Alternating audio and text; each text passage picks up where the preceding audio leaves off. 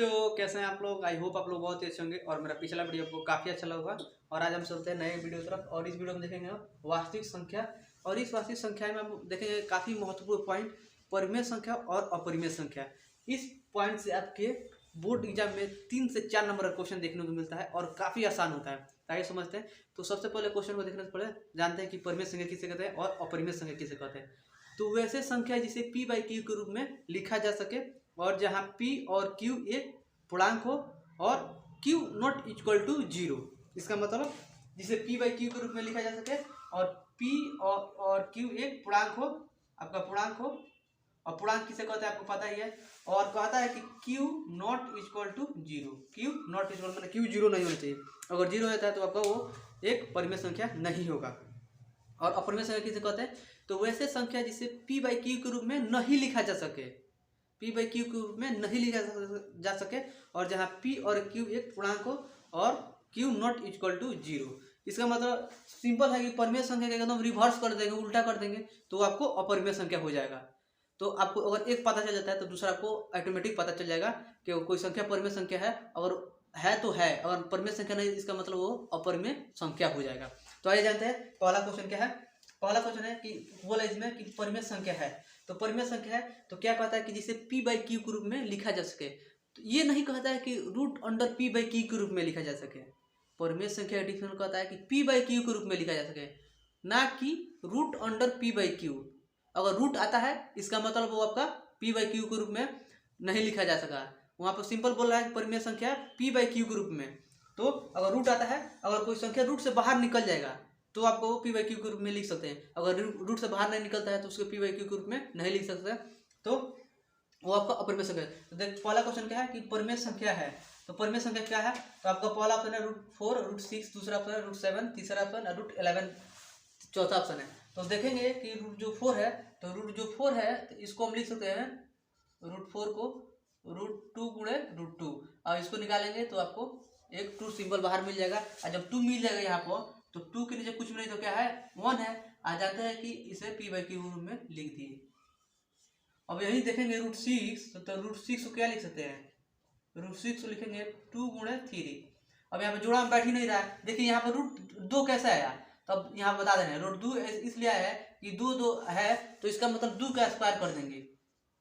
यहाँ पर 2 गुणे 2 है, इसका मतलब 2 का स्क्वायर। स्क्वायर से आपका होता क्या है कि रूट कैंसिल हो जाता है और जब रूट कैंसिल हो जाता है आपका 2 सिंपल बच जाएगा। तो ये 2 यहाँ पर लिखे हैं और 2 के नीचे कुछ भी नहीं तो 1 है। और जब 1 है तो उसे p बाई क्यू के रूप में आपका यहाँ पर वैल्यू दिख रहा है। पूछेंगे p का मान कितना है तो 2 है, q का मान कितना है तो 1 है, तो आपको p बाई क्यू के रूप में लिखा जा सकता है। लेकिन वहीं देखेंगे √6 को, ये तो रूट से बाहर निकल ही नहीं रहा है, इसका मतलब ये आपका परिमेय संख्या नहीं होगा। और √7 भी रूट से बाहर नहीं निकलेगा ना √11 बाहर से निकलेगा। और सिंपल और समझे रूट से बाहर निकालने के लिए क्या होता है कि किसी संख्या का और स्क्वायर मिल जाता है तो उस संख्या आपको रूट से बाहर निकल जाएगा तो आपका परिमेय संख्या हो जाएगा। तो यहाँ पर पहला जो संख्या है यही एक रूट से बाहर निकल रहा है, इसलिए इसका आंसर हो जाएगा ये परिमेय संख्या बोल रहा है। तो ये पहला आपका ऑप्शन हो जाएगा। अगर यही सिंपल में आपको पूछ देता है कि इसमें अपरिमेय संख्या है तो अपरिमेय संख्या ये तीनों हो जाएंगे। क्यों हो जाएंगे अपरिमेय संख्या कि अपरिमेय संख्या का डिफिनेशन कहता है कि वैसे संख्या जिसे p बाई क्यू के रूप में नहीं लिखा जा सके। इसका मतलब p बाई क्यू के रूप में नहीं लिखा जा सके, नॉट लिखा जा सके, नहीं लिखा जा सके।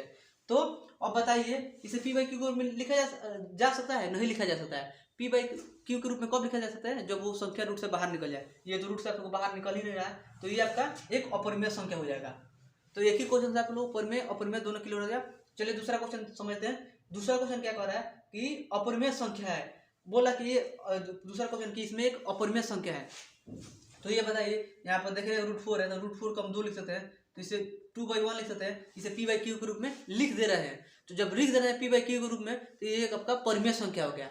अगर वही नहीं लिख पाए तब ना अपरिमेय संख्या होता है। तो अगर आप तो यहाँ पर देखेंगे दूसरा ऑप्शन है कि 2 इंटू √2/2।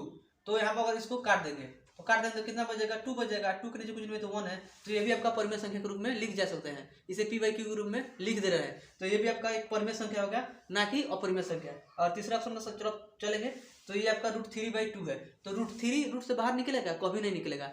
तो यहाँ पर देखेंगे कि एक अपरिमेय है एक परिमेय है, तो अपरिमेय और परिमेय मिलकर अपरिमेय ही होता है। अगला ऑप्शन क्या है कि 4/√4। तो 4 को 4 लिख सकते हैं, और √4 को क्या लिख सकते हैं 2, तो ये कट जाएगा तो आपका हो जाएगा 2/1। तो इसको भी p/q के रूप में लिखा जा सकता है। तो ये भी आपका परिमेय संख्या हो गया। अब ये तीसरा जो आपका ऑप्शन है यही आपका एक परिमेय संख्या नहीं हो रहा है, तो ये क्या है, एक अपरिमेय संख्या है। क्वेश्चन में पूछ रहा है कि अपरिमेय संख्या है, तो आपका तीसरा नंबर ऑप्शन हो जाएगा। तो आई होप कि आपको परिमेय और अपरिमेय संख्या पता चल गया है, और आपको पता चल गया है तो आप इस तीसरे आंसर का क्वेश्चन का आंसर कमेंट बॉक्स में कीजिए कि ये क्वेश्चन पूछ रहा है एक परिमेय संख्या है, तो एक परिमेय संख्या कौन होगा। आई होप कि वीडियो को काफ़ी अच्छा लगा। अगर वीडियो अच्छा लगा तो लाइक कीजिए, कमेंट कीजिए, शेयर कीजिए, और ऐसे वीडियो देखने के लिए मेरे चैनल को सब्सक्राइब करना ना भूलें तथा बेल आइकन को भी दबाना ना भूलें, ताकि सबसे पहले मेरे वीडियो आप तक पहुँचे। धन्यवाद।